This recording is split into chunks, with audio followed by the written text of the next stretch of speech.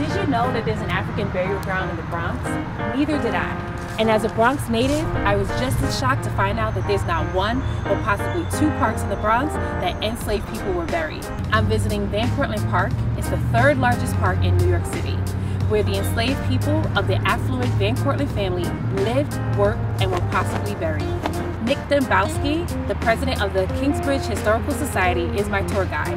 His research and findings is what brought me here today.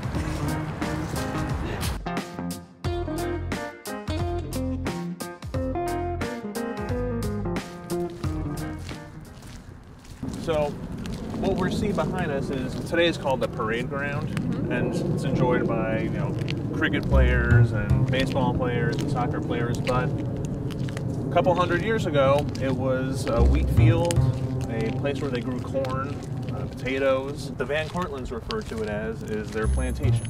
Right. And that's exactly what it was. A little different from what you may typically think of as being grown on a plantation, which might be tobacco or cotton. That wasn't grown here. This is what you would call a provisioning plantation, which means they were growing food for sale on the open market or for export overseas. It was surreal exploring the park with Nick, because today the park represented a play area for families, but many of them do not know that there were once slaves who worked, lived, died, and are now buried here. From plantation to playground, the history lies beneath our feet. Where are we heading to now? First, we're going to take a stop at the Kingsbridge Burial Ground, which was a place where local white colonists were buried their dead. And then what we'll see is an adjacent burial ground used by the enslaved population of the area. Every step I took, I wondered who were the slaves? What were their working conditions? Where did they sleep?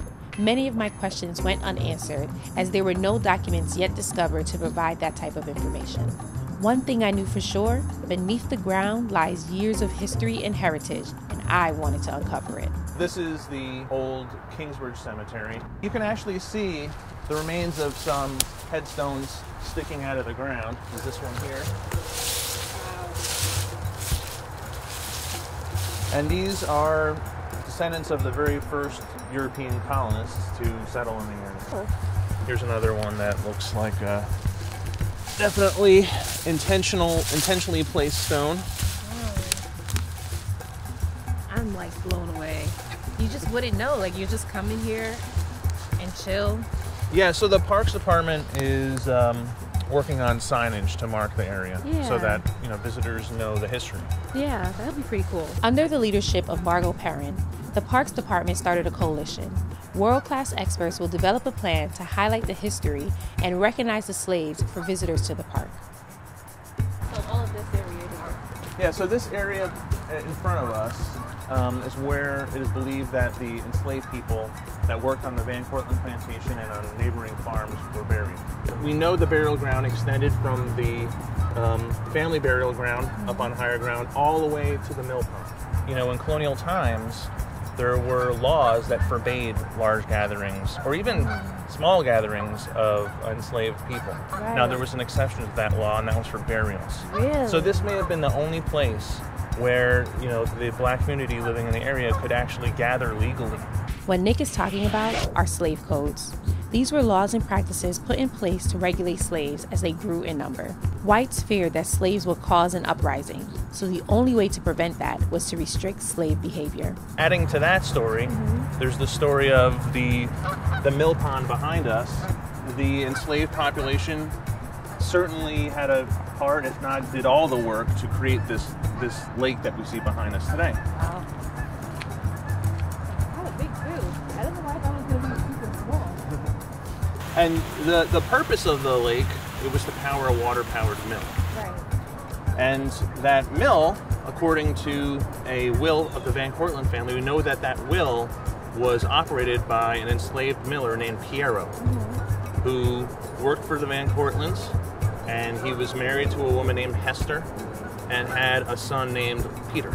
And he would have represented an economic windfall for the VanCortlandts. I doubt very many people know that this lake was likely built by enslaved people, that the paths and the roads that you travel on were likely built by locally enslaved people. So, you know, these people that are largely forgotten left a legacy that is visible and we still utilize. Right. So. Next, we walked over to Pierrots Mill, and I was in awe at the details of its structure.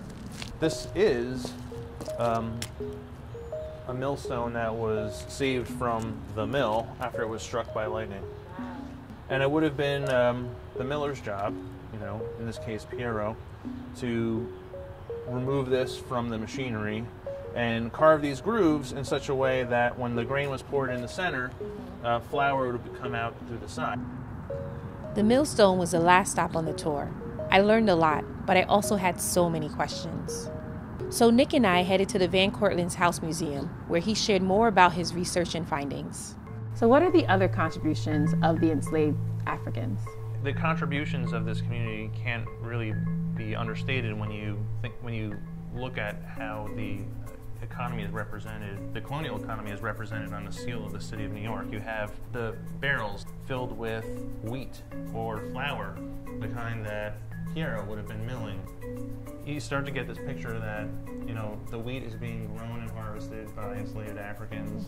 It's being milled into flour by an enslaved African. Barrels are being made by enslaved Africans. It's being put on a boat that's being piloted by an enslaved African.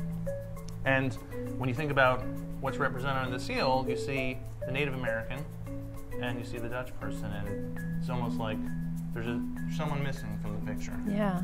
I know when you and I were talking before, you were talking about how representation matters, especially in history, and it really helps with you understanding who you are, like really understanding your identity.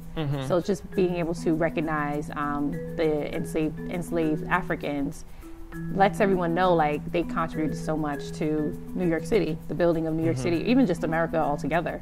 There is a lack of, you know, pictorial representations of Africans and African Americans from that period. So that is part of the thinking why I had a local artist draw Pierrot and his son Peter working in the VanCortlandt Mill. This is amazing, by the way. I love it. That's a great sketch.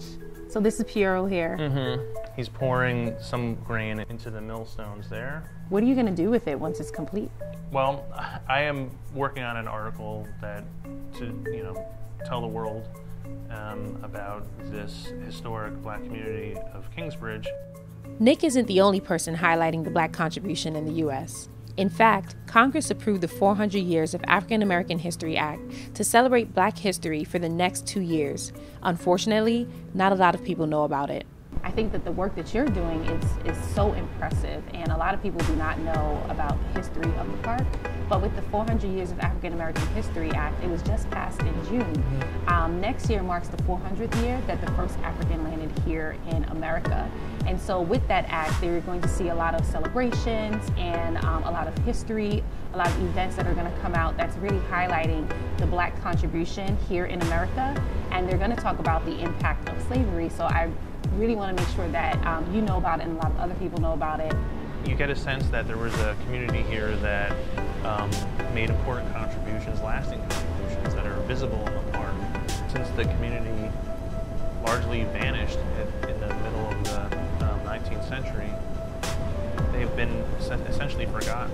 And I thought, you know, rather than move on with the next topic, you know, share all these documents and the findings with the broader community. And that's why I'm so happy that we did this today, and I'm really happy that you're getting the word out. It's important history.